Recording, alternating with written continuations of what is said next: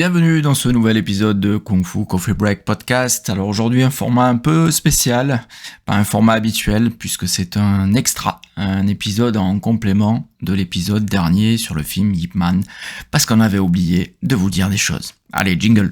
Your kung fu is pretty good. You're gonna pay.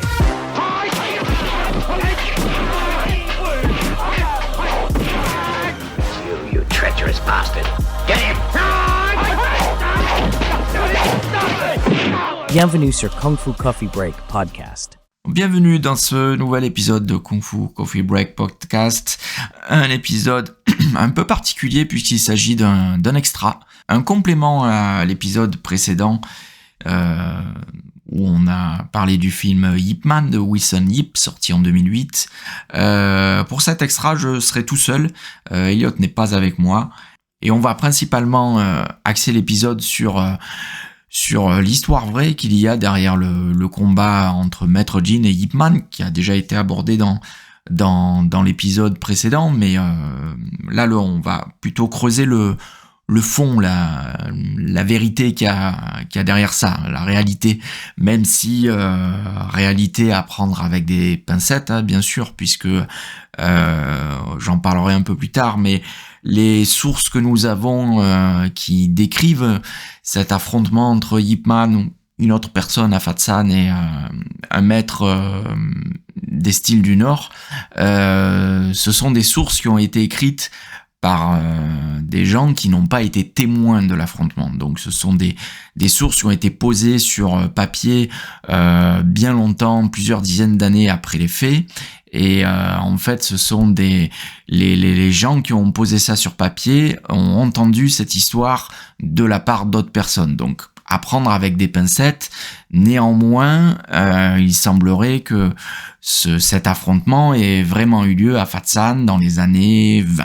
Avant que j'oublie, j'avais fait un article sur mon blog concernant cela qui date de 2022, que vous pouvez trouver facilement en tapant Kung Fu Coffee Break sur Google. Vous tomberez sur le blog et avec une petite recherche, vous trouvez facilement cet article. Il s'intitule « Le Maître du Nord versus le clan Wing Chun de Fatsan ». J'ai intitulé cet article comme ça parce que, sans mettre, je veux dire, le nom des deux protagonistes, parce qu'on n'est pas vraiment sûr, en fait, de qui était réellement ce maître des styles du Nord et le maître de Wing Chun de Fatsan. C'était Ip Man, voire une autre personne, et ça on en parlera un peu plus tard dans cet épisode, cet extra épisode. Sur les sources, ce qu'on peut dire, il y a 3 personnes qui ont écrit à ce sujet. Il y a tout d'abord Yip Ching, le fils de Ip Man, le fils cadet.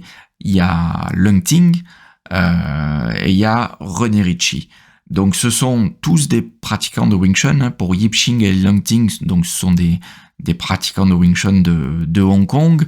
Yip Ching a appris directement auprès de son père, Ip Man, et Lung Ting, même s'il n'a pas été les premières années l'élève direct de Ip Man, il a eu disons un complément de formation directement de la part du grand maître vers la fin des années 60. Et ce sont donc des propos que rapportent ces deux dans différentes sources que je vais citer par la suite. Quant à la troisième personne qui rapporte cela, c'est René Ritchie. Donc René Ritchie, c'est un pratiquant de Wing Chun d'une autre lignée, la lignée de Yuen Ka-san, qui est pas la lignée de Wing Chun de Hong Kong, ce n'est pas la lignée de Ip Man, et c'est d'autant plus intéressant, je trouve, de croiser ces sources-là, puisqu'elles parlent de la même histoire, mais par des personnes différentes qui se sont pas forcément rencontrées, donc on peut croiser ce qu'ils disent et essayer de faire ressortir de ça une certaine réalité. Les autres sources que j'ai utilisées pour écrire cet article sur mon blog il y a quelques années, ce que je fais ici par podcast, c'est un blog d'une personne qui le blog s'appelle Brennan Translation, et en fait c'est un gars qui fait un travail remarquable, c'est-à-dire qu'il prend des livres écrits en chinois, qui traduit et qui les propose sur son blog. Voilà, donc je trouve qu'il fait un travail formidable. Malheureusement, de mon point de vue, il s'intéresse pas au style que moi j'apprécie particulièrement. Donc son travail est essentiellement axé sur les styles du Nord, on va dire, et il met pas forcément en évidence beaucoup les styles du Sud, ce que moi j'apprécie plus particulièrement. Mais j'ai pu trouver dans cette ressource-là des anecdotes, des informations concernant le fameux maître du Nord. Donc pour ce qui est des sources de Yipching, Lungting et René Ritchie, tout d'abord en ce qui concerne Yipching, en fait Yipching a relaté cet événement à 2 occasions. La première occasion, c'était dans un article, un interview que le magazine Black Belt, donc le magazine américain, a fait avec Yipching, donc un interview qui date de juillet 95. Et Yipching a relaté à nouveau cet événement dans la biographie qu'il a fait sur son père, Yip Man, dans le livre qu'il a publié en 2001 qui s'appelle Yip Man, Portrait of a Kung Fu Master. Et en ce qui concerne Lungting, cette anecdote est racontée dans son livre Roots and Branches of Wing Chun, qu'il a publié en 2000. Et pour ce qui est de René Ritchie, c'est le livre qu'il a écrit sur sa lignée, et qui s'appelle Yuan Kai-Shan, Wing Chun Kun, History and Foundation, qu'il a publié en 1988. Donc tout d'abord, un mot sur le contexte historique des années 1920-1930 en Chine, et particulièrement à Fatsan. Donc la Chine voit l'avènement d'un nouveau régime politique qui met fin à la dernière dynastie, le dernier empire des Qing, en 1912. Et dans ce contexte-là, donc un contexte de fort nationalisme, les arts martiaux chinois ont aussi leur part à jouer.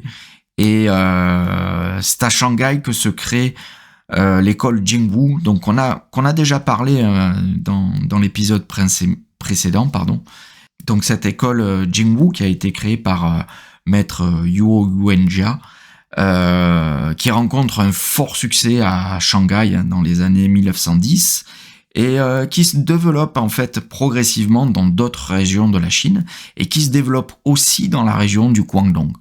Donc assez étonnant, je trouve, puisque l'école Jingwu enseigne principalement au sein de son école donc des styles dits du nord de la Chine, et elle arrive néanmoins à s'installer dans le Guangdong en 1919 et propose donc ces styles-là au milieu d'arts martiaux chinois, mais du sud de la Chine. Donc un contraste déjà assez saisissant, sans doute, à cette époque-là.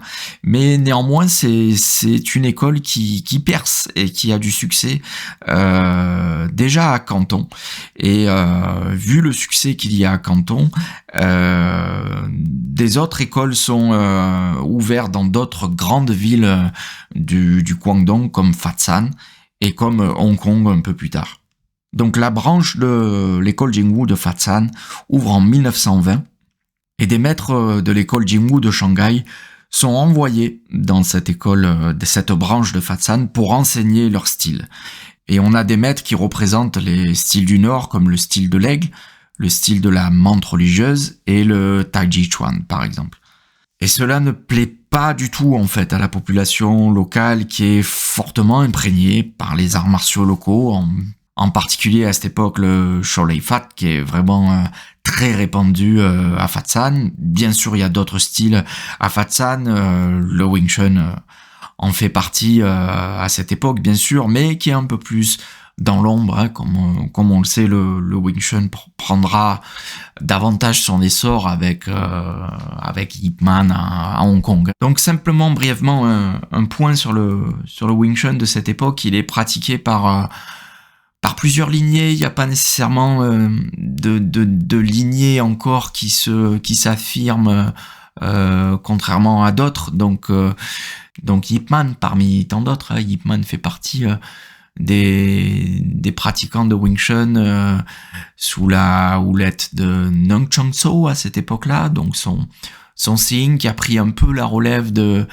Chan Hua Chun, le sifu de Yip Man qui est décédé quelques années plus tôt, mais d'autres lignées de Wing Chun qui ne sont pas directement issues de la lignée Lung Jan, Chan Hua Shan, Nung Chang So sont aussi à Fat San. Et en fait, a priori, à ce que j'ai pu comprendre à travers les livres que j'ai lus, les gens s'entendent bien et pratiquent ensemble et échangent.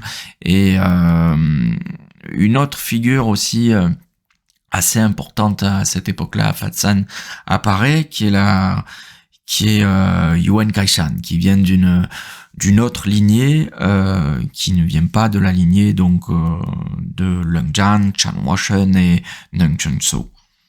Et en fait, tous ces gars-là ont l'habitude de pratiquer ensemble, alors pas forcément dans une école de kung-fu comme on pourrait l'entendre aujourd'hui, hein, même à Fat San ou à Hong Kong ou partout ailleurs. Donc, je veux dire par là un vrai lieu dédié aux arts martiaux. Ça se fait de manière plutôt informelle et on a comme témoignage que le Wing Chun se fait notamment dans une fumerie à opium.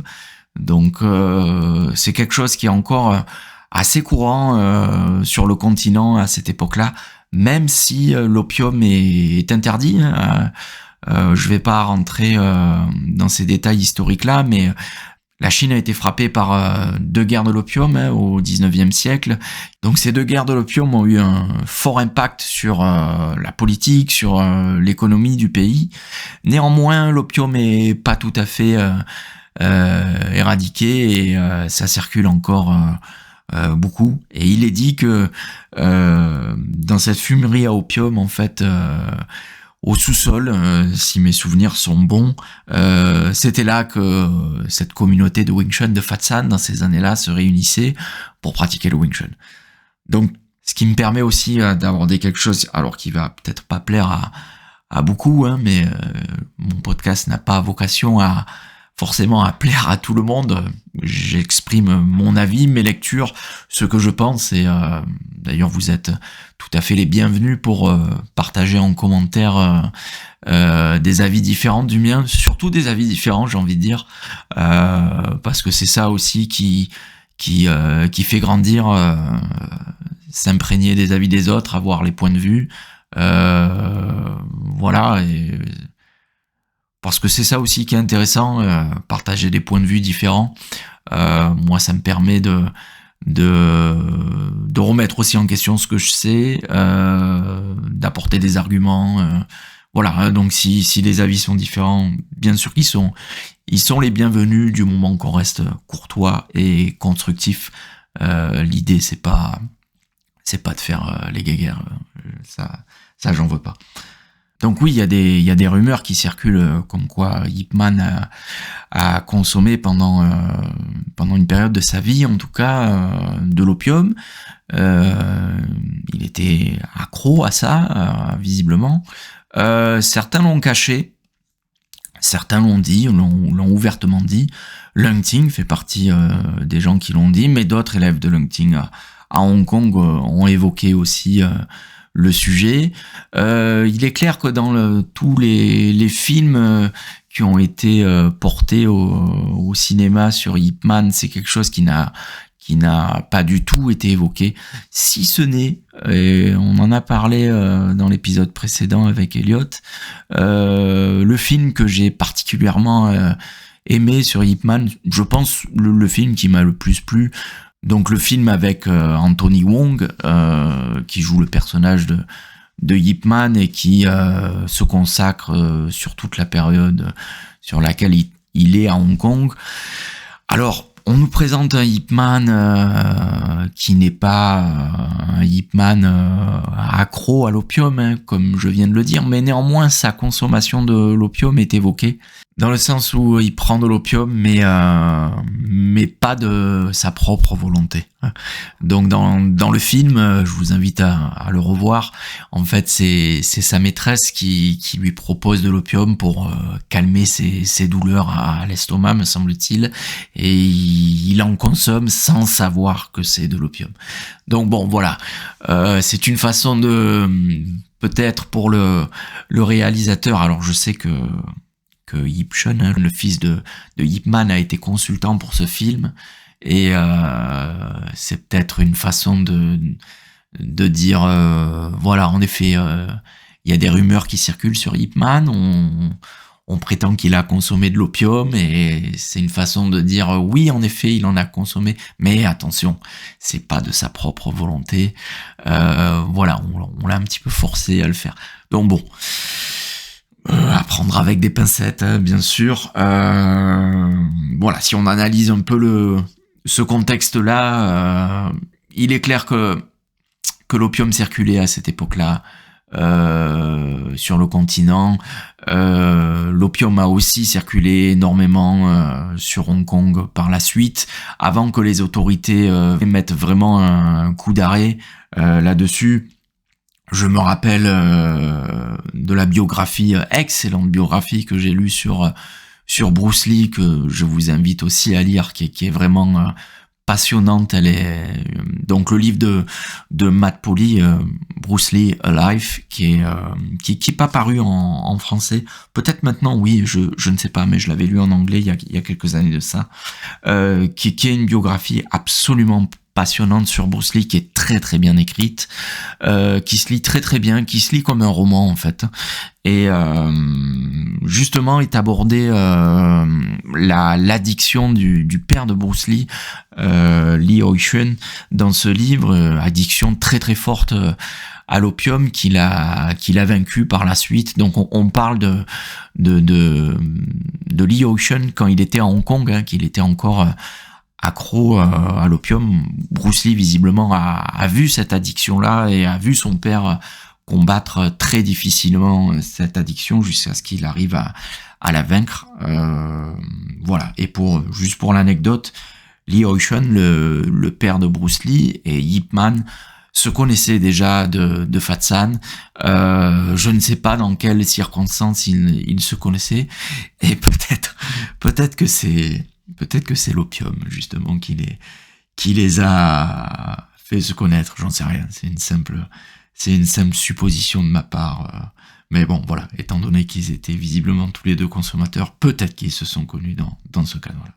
Voilà, pour revenir à notre sujet, en fait, un des maîtres du Nord, donc, qui s'installe à Fat San pour transmettre son art dans l'école Jingwu, rencontre des difficultés, hein, puisque la population locale a un peu de mal à franchir le pas, hein, dans cette école-là, et il décide d'aller provoquer en duel les maîtres locaux pour montrer la supériorité de son art par rapport aux arts du Sud. Donc sont évoqués plusieurs personnages concernant ce maître du Nord. Tantôt un maître du style de l'aigle et tantôt un maître du style du Tanglang, et visiblement c'est plutôt ce dernier, donc un maître du style de Tanglang qu'on appelle Yu Lokwong, qui a défié la communauté de Wing Chun de Fat San pour montrer la supériorité de son style. Voilà, pour le détail de l'histoire, en fait, donc dans la version de Yip Ching, il dit que Yu Lokwong affronte Yip Man, tandis que dans deux autres versions, donc les versions de René Ritchie et de Leung Ting, il est dit que ce fameux maître de Tanglang affronte plutôt Yuen Kai-shan, en fait. Donc dans la version de Yip Ching, il est dit que Yu Lokwong affronte le clan de Wing Chun, et c'est Yip Man qui est choisi pour le défier, et cet affrontement a lieu sur la place publique de la ville. Une estrade est installée pour cela, donc ce qu'on appelle les Loi Toi, estrade qu'on voit dans le film Fearless avec Jet Li, film que j'ai abordé lors de l'épisode dernier, où le public peut venir facilement assister et voir le combat, parier, on suppose également. Donc voilà, le combat a lieu, le combat est très bref, a priori Ip Man vainc son opposant de manière assez facilement, assez rapidement, tant si bien que le public est un peu frustré parce que le combat est trop rapide, et pour alimenter un peu l'événement, Ip Man improvise en montrant des mouvements de kung-fu dans le vide. On suppose qu'il a fait les formes devant le public. Et puis, à la fin de l'événement, il y a une danse de lion, voilà, pour faire le show. Je prends cette version avec de grosses pincettes, parce que si c'est quelque chose qui a été fait devant un public, c'est un événement qui aurait pu être relaté par d'autres sources, des sources officielles qui auraient pu être relatées par la ville de Fatsan, qui n'est pas le cas, hein, à ma connaissance. C'est pas un événement qui a été relaté par des sources officielles, étant donné que on dit aussi qu'il y a eu 2000 personnes présentes à cet événement, 2000 personnes dans le public. On peut aussi imaginer que d'autres personnes auraient pu écrire à chaud, donc des témoins directs à ce sujet, ce qui n'est pas le cas. En fait, Yipching écrit ça des années après l'événement.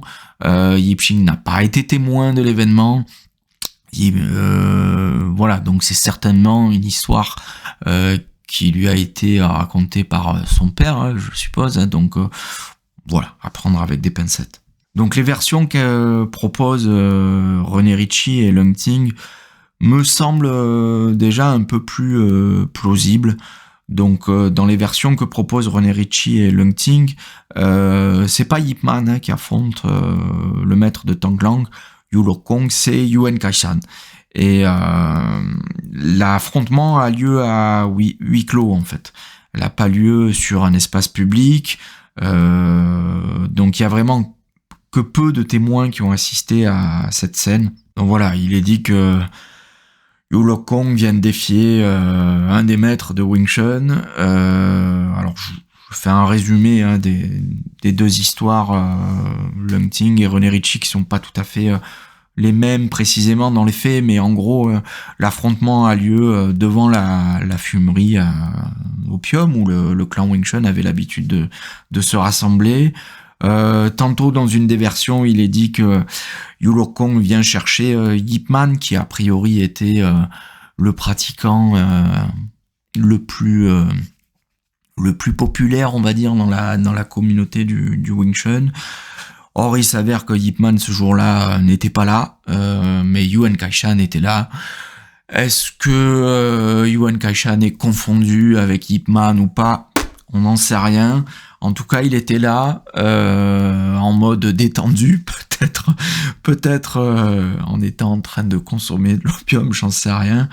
Voilà, l'affrontement a lieu, affrontement qu'on dit assez bref, où Yuen Kai-shan aurait dominé son adversaire, voilà, où il aurait peut-être pas vaincu, comme on peut l'entendre, avec un KO, comme dans une cage d'MMA où un reste debout et un est au sol dans une mare de sang. Non, mais il aurait éventuellement dominé cet affrontement, et Yu Lok Kong se serait avoué vaincu. Donc voilà, donc un bref résumé audio de cet événement qui, a priori, s'est bien passé. Donc à prendre avec des pincettes, bien sûr, hein, ce sont des témoignages écrits, je le redis, des dizaines d'années plus tard, des témoignages, pas vraiment de témoignages en fait, puisque ce sont des gens qui n'ont pas assisté à l'événement, donc des propos rapportés qui ont été posés sur papier.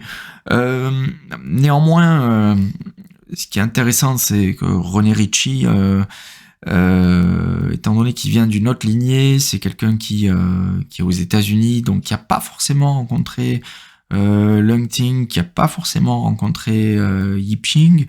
témoignent aussi de ça. Donc voilà, on a des sources qui se croisent, qui ont été publiées à peu près aux mêmes époques, qui relatent un peu les mêmes faits. Donc ça, je trouve que c'est intéressant. Après, arriver à distinguer le vrai du faux là-dedans, c'est pas toujours facile.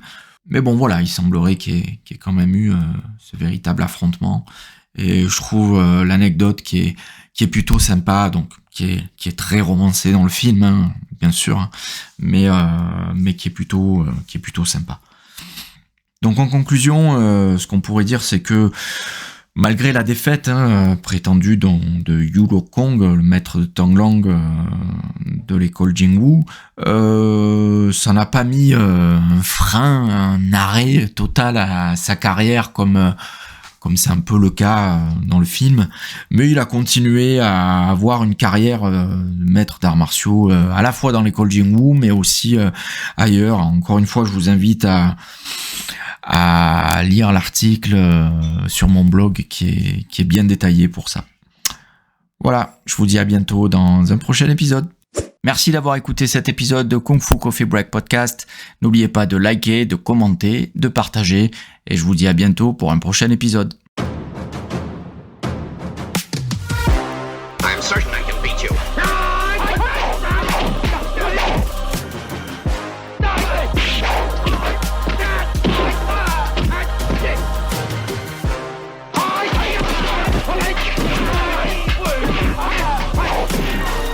You have proved that you fight well. Now you can join us. À bientôt pour un prochain épisode de Kung Fu Coffee Break Podcast.